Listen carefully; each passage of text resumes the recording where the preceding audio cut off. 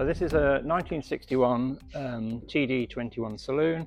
They were built from 1959, and the series ones went on to 1962. So this is a late Series 1 car. It was originally built with an auto gearbox, but has been changed at some stage over the years into a manual. And I'll go through it in a bit more detail. Yes, you may notice with this car there are one or two things that signify a connection to the Navy, and particularly this. There's a badge on the front, and of course the colour scheme as well. And in fact, the owner was spent his life with the Navy, started as a young recruit, went on, learned how to pilot, learned to fly helicopters. He was out in Borneo and was one of the junglies, as they were known. Got very adept at flying in and out of huge jungle canopies, 200 foot high. And he went on from there. He was in the HMS Fearless in the Falklands, got the OBE and MBE, so quite a significant character. Very sadly, he passed away last year.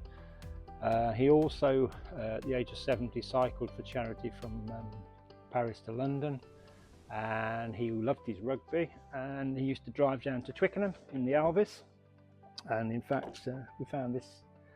He obviously liked a little bit of comfort on his seat at Twickenham. We found that in the boot, which was rather nice. So I don't normally talk about owners, but I have done this time. It's a bit special, and the car is a bit special because of it, I think. There were 592 TD saloons produced in total, and this car was completed on the 29th of June 1961, then in Alice Blue with pale blue leather trim.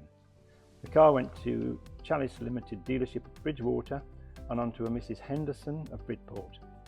There's quite a lot of correspondence on the files which indicate that one or two problems initially with the car, and perhaps indeed with the First Lady who purchased it, because she pulled up some very minor issues even well after the guarantee period, and she expected the car to be thoroughly cleaned and polished once attended to.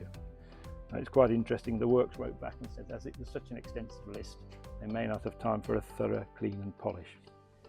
It had a succession of owners, including dentist, police officer, and of course the naval captain. The car was used in the ITV film Under Suspicion, starring Kelly Riley, and an Inspector Morse episode where it was Dead on Time, where it was shown driving into Bloomsbury, London. An advertisement in the Alvis Owners Club Bulletin of May '87 sees the car being offered for improvement as a project which had been laid up, and it seemingly still had its automatic box at that time. The Automobile magazine of May '98 advertised the car with a photo by Unicorn Motors Company, then having manual gearbox, period radio and spot lamps, and in above average, well cared for condition. The car also appears in a photograph in the bulletin, in a cover picture and an article by the former owner. I hasten to add, I haven't seen these, but they're well documented. And it does mention the body was restored extensively in the late 1980s. There is a large file on the car, including handwritten history of the work undertaken, copies of receipts, etc., including one for power steering, which was about 4 years ago. So there it is, a usable TD, sensibly priced. It's ready to go, it's reliable, it's MOT'd and can be taken away and initially inspected here at Kenilworth by prior appointment. I'll just show you the under the bonnet on this one, when I can find it.